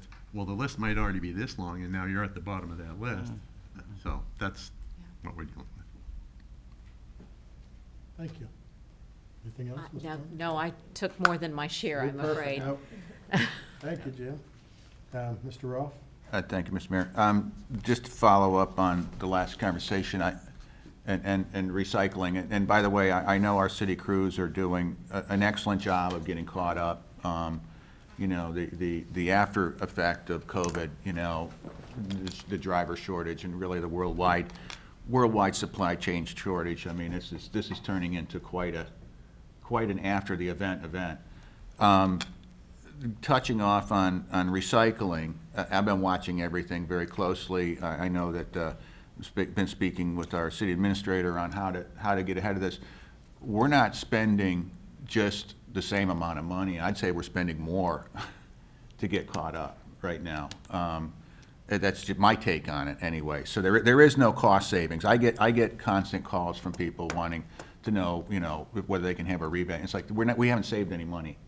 We're actually probably spending more.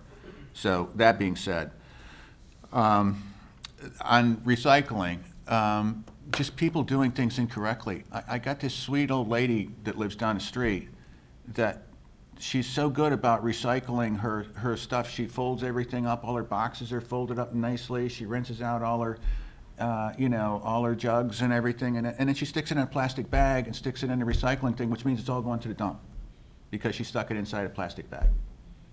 And, you know, how are we going to get her to stop that? Probably. But how many people are like her times the city? And it's like, you know, so can this be done better? I think we need to really, this is going to be a big effort of getting the people that want to recycle, and I think that anyone, you know, the information of, if we can do it right, we might be able to continue doing this. If we're not going to do it right, this is costing money. It's all going to the dump anyway. I mean, we're not only putting more trucks on the road and spending more diesel fuel into the air, it's all still going to the dump, and instead of $40 a ton, we're paying $100 a ton. I'm a businessman. I don't do things dumb. So we got to make an attempt to do this correctly, or, you know, or not. And I don't think people know. And God, I give this old lady credit. She thinks she's doing everything right, and she really is. Just it's the last step that she's doing because she wants to be neat and tidy that contaminates everything. So there's a lot of work to be done right now just to get the yard waste up. And this is Florida.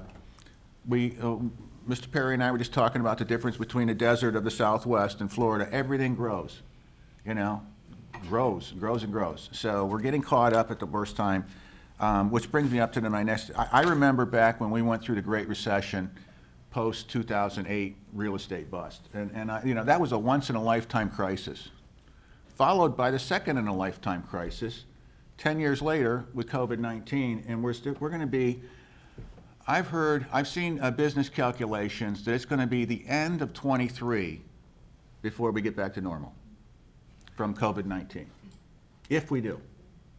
And the other question is, how much is going to change because of COVID-19? A lot. There's going to be a lot. There's a lot of jobs disappeared. A lot of services are going to be modified. A lot of things are going to change. So we'll find out, but, you know, I mean, this is my second in a lifetime crisis in the short period of time I've been on this board. Going back to earlier, getting back to the CRA, you know, I just want to point out how well things are going with that organization. You know, so just so everyone knows, in a short period of time, this has been a newly restructured CRA with our director. In 10 months' time, you know, we have gone, this is the first FRA conference that the entire board and staff has gone to, ever, in the city history, ever. So I'm going to compliment everyone that did that, because this is how we get better.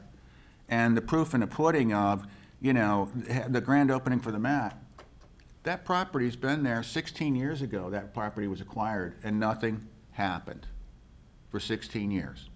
And now we have a groundbreaking, and it's beautiful. And what's going in is beautiful because of everything I've learned with, you know, new urbanism and city building. It's all about heads and beds.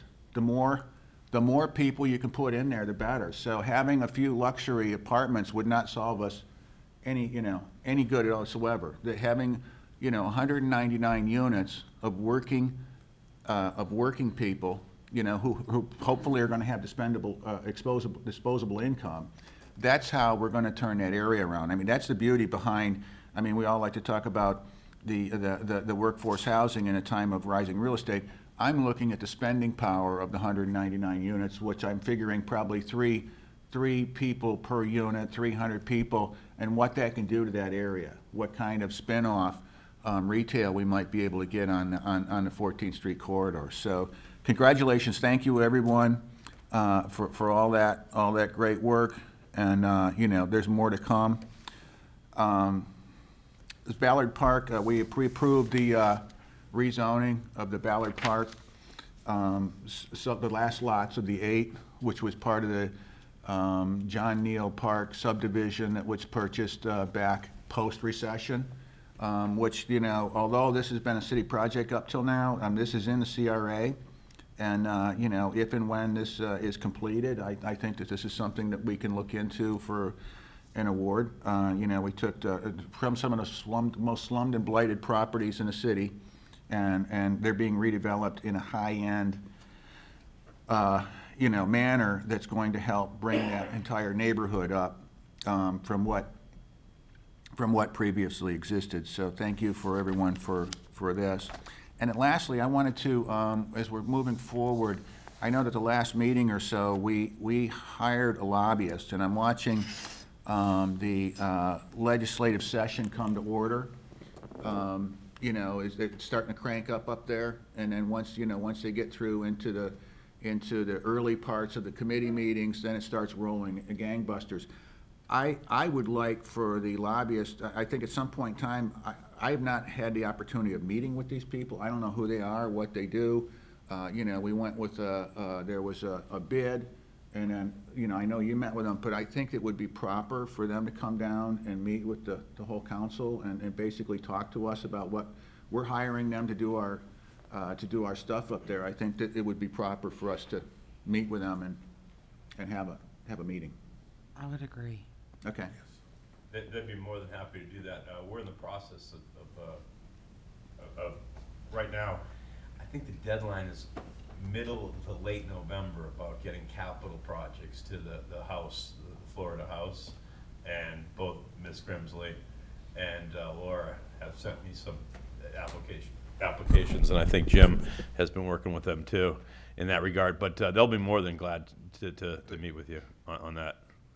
And also, Mr. Roth, the Southern Group was voted the #1 lobbyist in the state of Florida through their peers and groups, so that was a good thing to hear at a chamber event we had the other day. Anything else? No, that was it. Good. All right, well, just real quick, and then we're going to have a citizen comment before we go to department heads. But at the Met groundbreaking yesterday, which was a great event, a lot of people showed up, 5 county commissioners, as well as the whole board here, which was fun to see, and a lot of other people. But one of the things that stuck out with me, and when one of the developers talked, he said, you know, when they do things, and they really like to be part of the community, but they do a halo effect. When you really see things, how things promote out.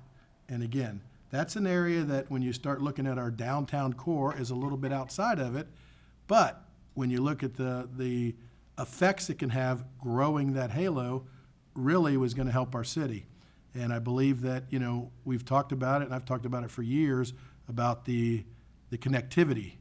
And if everything was a little closer together, and if that Lecom Park was on our water, a lot of things would build a little differently, but it's not. So we have to figure out ways to make that connectability, the micromobility, the different things, the projects that we put in.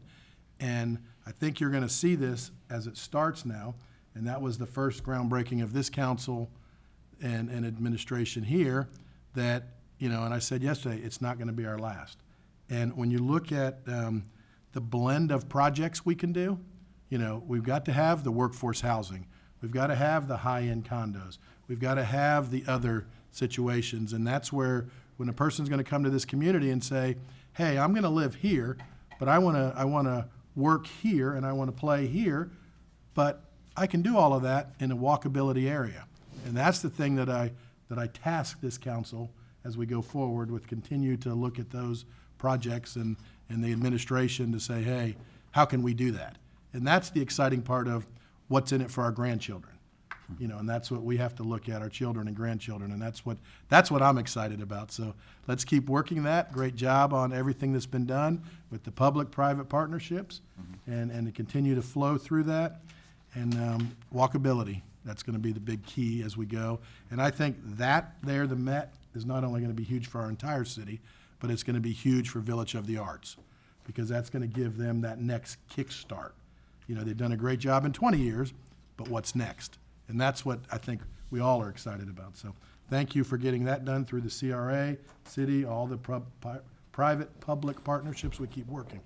Mayor, on that Yes. note, Yes. if I could just, Mr. Callahan's here from Bradenton Herald, and I appreciate the coverage they did on that. They sent photographers out. Mr. Jones did the story, and I think they really do the community service as far as, you know, talking about some of the projects that we're trying to do and the like. And I just thought it was worthy to mention that, because that's a lot of places where it starts. When I look at those pictures and I see the developers, I see community members, I see public officials coming together with smiles on their face and shovels in their hand, that's a good thing. It's a good thing. And, Yes, sir. and that message has to be delivered by somebody, and it's good that we have a local partner to do it.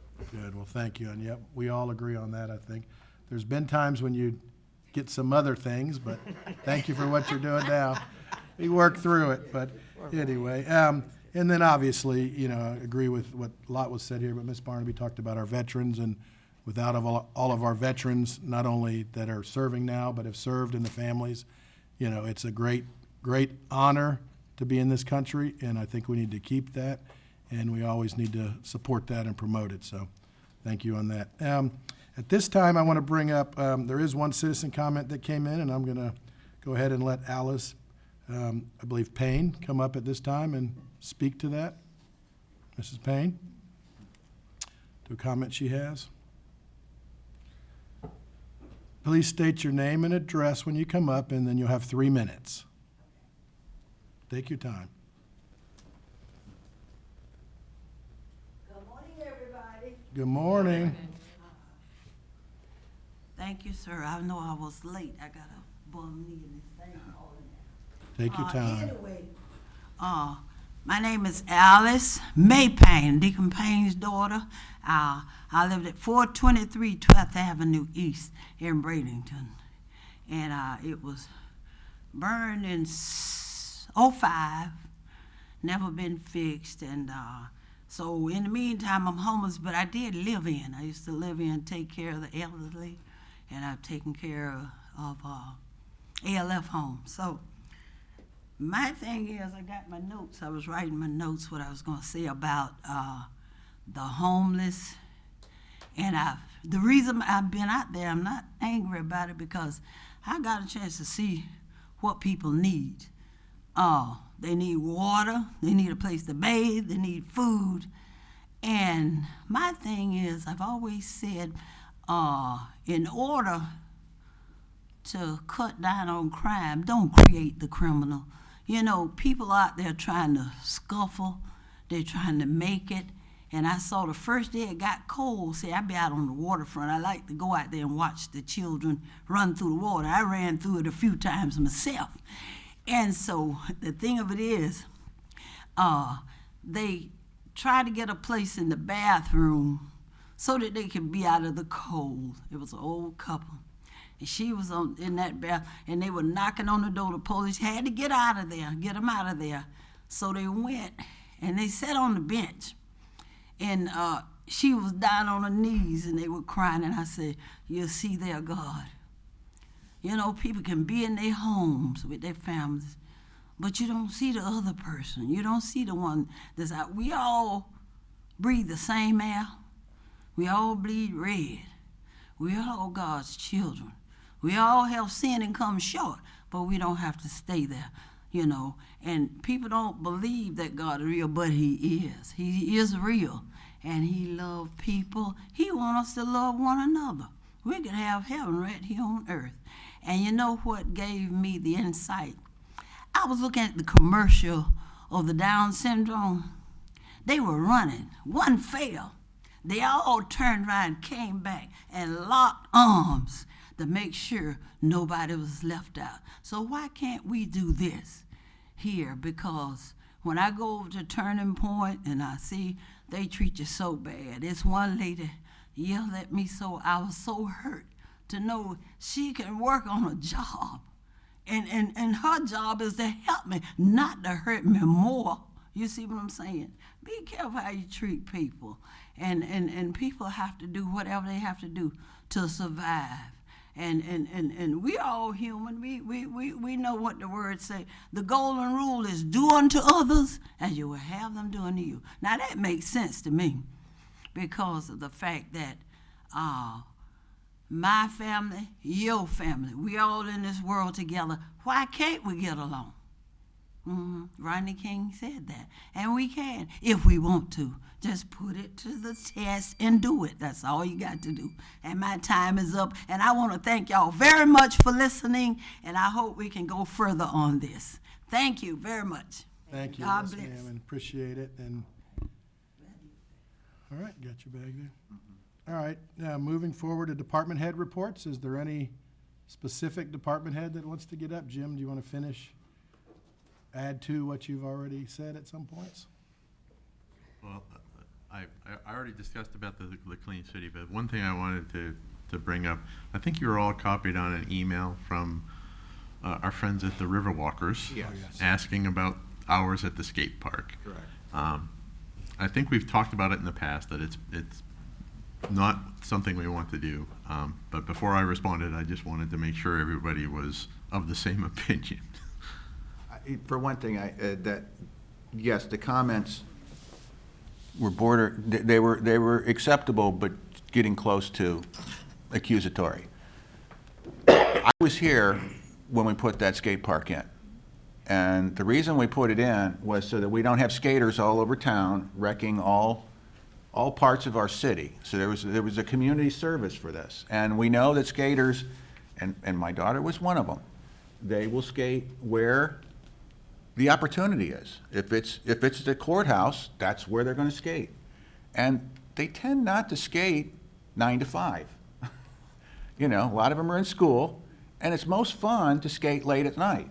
So we put it underneath the highway overpass, which was not good for anything else. I mean, there was a lot of thought put into this. We had the skating community say, you know, you're going to police yourself. We don't want to police. This is not going to be a drain on public service. They accepted that. And we said that we were going to have it 24 hours. That's the promise we made. That's when we put it in. It was designed to be 24 hours. And because and for one thing, we want the kids down there at 2 o'clock in the morning instead of running around the streets doing God only knows what at 2 o'clock in the morning. So, you know, these people should know that. And making accusations to the city about something they should know about might not be the friendly city way of operating. I'll be happy to respond in a friendly city kind of way. Any other agreements with that? Yes. Oh, I can't wait All to right, see that. thank you. Any other department heads specific? Anything? Chris, thank you. I'll be quick. Good morning, everyone. Morning. Just wanted to let you know, sort of an ongoing theme you're going to be hearing more about is trying to do as much as we can with the resources that we have, make sure we're utilizing them to their maximum capabilities, as well as improving and enhancing our communications. So just run through the divisions real quick with you folks. In our Human Resources Department, they're taking some time away from all the recruiting efforts they've been doing, which has really been a maximum amount of pressure on them to help us utilize our electronic systems for our W-2s. So they'll be distributed a little bit differently this year, as opposed to printing them and all that. You can opt in or opt out, whatever your preference, but you can also grab it online if you need to for your tax professional. In our purchasing department, or procurement, we're doing a process improvement study right now as a workshop with our department heads and all of our buyers throughout the city. Basically, we want to map those processes out, make sure they're as efficient as possible, because as we know, we have a big constraint on being able to get materials and things of that nature. We want to make sure we're not the slowdown in the process. So, you know, he that pays the quickest probably will get more accessibility to merchandise and whatnot. Also in our IT department, We've scheduled our disaster recovery workshop. I think we talked about it a bit at budget time. This is great. It's going to be in mid-February. It's going to be led by a best practice consultant. We're going to sit down with department heads and key members of the city to basically ensure that we find any gaps in between whatever's business critical, and this is going back to what Mr. Perry was talking about, continuation of operations, regardless of, rain, what have you. And also what we'll be doing is taking that information and fortifying our systems with it. So it's going to be a good use of time. And lastly, I just wanted to recognize the utility billing department. If you have a chance or you haven't had a chance to go out there, you'll see they volunteered some space that really wasn't being utilized to the best of its capabilities for the benefit of our procurement folks. So now we have everybody under one umbrella, makes it a little easier to manage, plus you get some natural teamwork that develops out of having folks work more closely together. So thank you very much. Thank you, Chris. And just in addition to that, Chris has kind of taken a role to harness what the overall city's efforts are on the ARPA funding that we have, and we put together a matrix basically to try to look at what fits in within eligibility categories, where it fits in with city priorities, and then consult with Ernst & Young regarding eligibility technical requirements, because we always were concerned that we don't want to stretch things and fund them with ARPA and then get a letter later on that it's not eligible. There's a lot of lack of clarity as far as eligibility, but we have been meeting with Ernst & Young. We've done the second of the 6 meetings that are scheduled, and I know when we asked for approval of the Ernst & Young contract, that's why I think it's worth noting tonight that we've been doing that, and Chris has been kind of spearheading a little bit of the herding of the cats on that project. Good. Thanks, Thank you. Thank you. Appreciate it, Chris. Anyone else? Mr. Perry, anything further? No, sir. Thank you for All right. the opportunity. Anything else for the good of the organization? And hearing none, we'll be adjourned. Thank you. There we go. Mr. McClellan?